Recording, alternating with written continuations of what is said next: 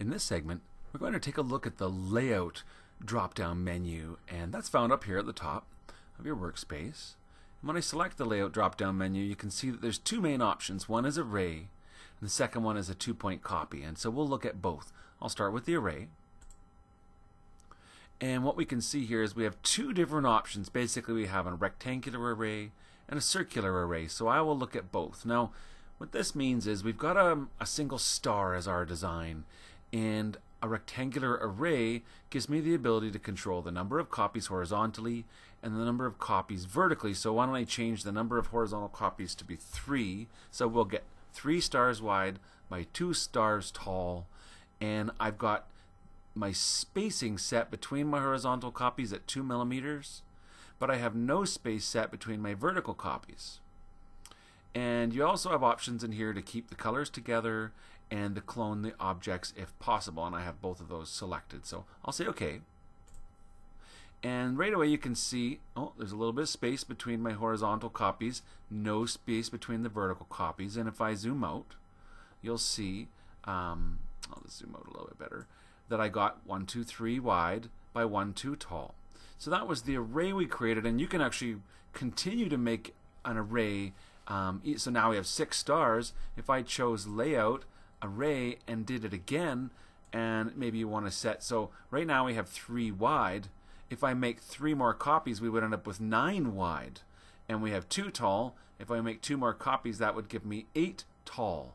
So basically, if I say OK, you'll see here we end up with a larger amount of stars. And if I count, it's 1, 2, 3, 4, 5, 6, 7, 8, 9 wide by 4 tall. So that's the idea of creating a rectangular array. It's an easy way to duplicate your designs over and over. Now, perhaps what I'll do is use undo and go back to a single star. And this time we'll take a look at the Layout array, and we'll go to the circular array. And you'll notice right away it tells me that the rotation center of the selection must be different. Now what that means is, I'll just close that and take a little bit closer look at our star. So when you select an object, and I'll go select all, and if I wanted to, I could rotate this object, and when I rotate, it's based upon a rotation center, and that is found right here, and I can actually move that. In other words, just to demonstrate, I can rotate this star by clicking on a corner and rotating, and it rotates around this center point. Now, I'm going to use undo to put that back. If I move the rotation point to, let's say, be right here, and then rotate, see, it rotates around that point.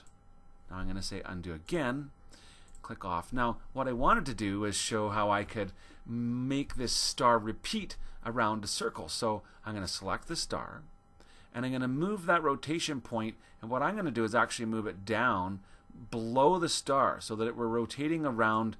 This is the rotation point. Now if I choose Layout and Array, and then choose the circular array, see now the tool is available to me. And so you have several settings in here. The first one is going to be, you've got this little dial, and I've got it set to make my circle go all the way around. Notice I can click and drag on this to say, well, gee, I only want my circular array to be maybe half a circle. So it starts at 90, ends at 271. And I can move the start or the end of this line. And then I get to set the angle and the step count. And those are basically set, so if I change my angle, my step count will change accordingly. So if I change the angle from 10 to, let's say, I don't know, 20, it changed my step count to 8. So that means I have a new star going every 20 degrees, and it'll take 8 stars to create this half a circle. I'll say OK. And so you can see there what I've got. Now, a couple things of note.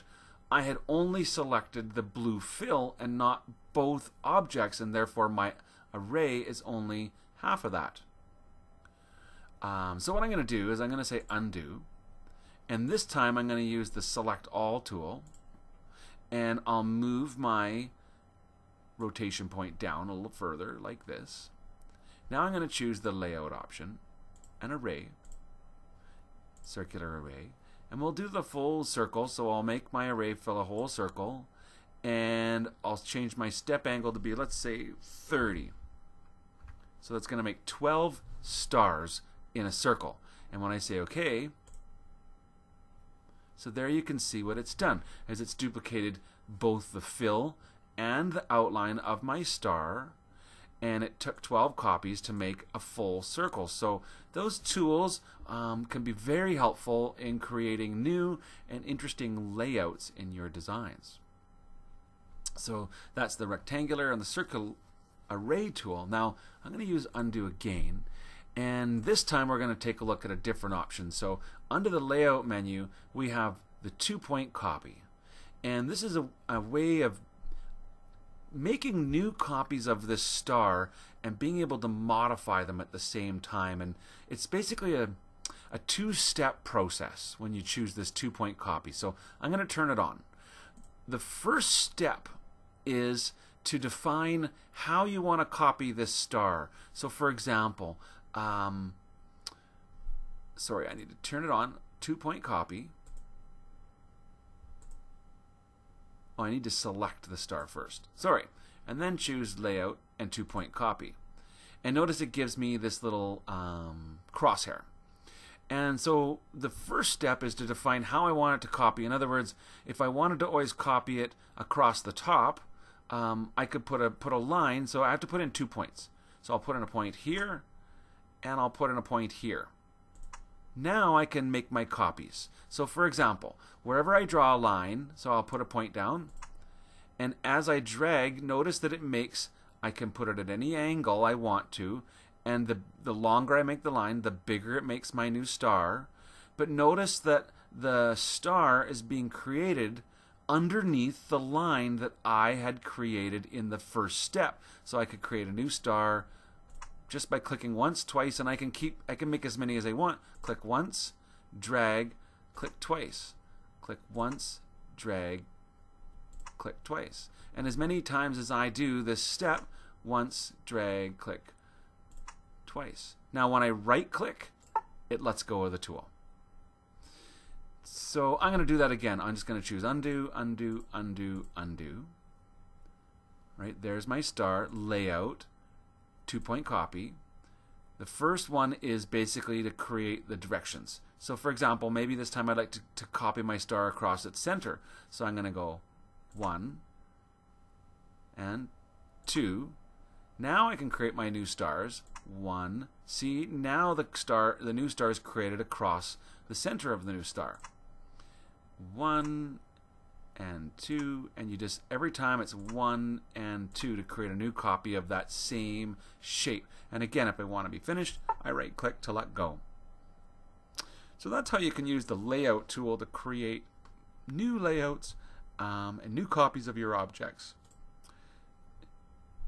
Also found under the layout menu are some sequencing options, like to front, to back, or 1 step forward or 1 step backwards.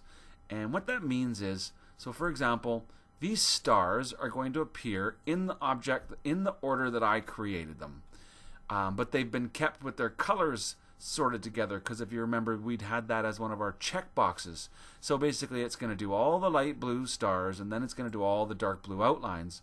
Well, if I want to, I can select one of these light blue stars and go to the layout and ask it to move that to the front, which would make it be on the very top of everything. So notice what it did. Now this star has been moved after all the dark blue stars. See that? So the idea is the front is the bottom of your sequence tray, and the back is the top of your sequence tray. And you can select any one object or multiple objects of your design and change where they sew by moving them either to the front, to the back, or 1 step forward or 1 step backwards.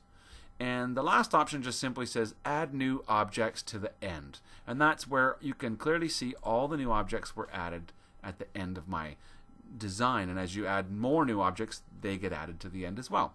So that's the layout toolbar, and how you can use the layout toolbar to create rectangular, circular arrays, and 2-point copies.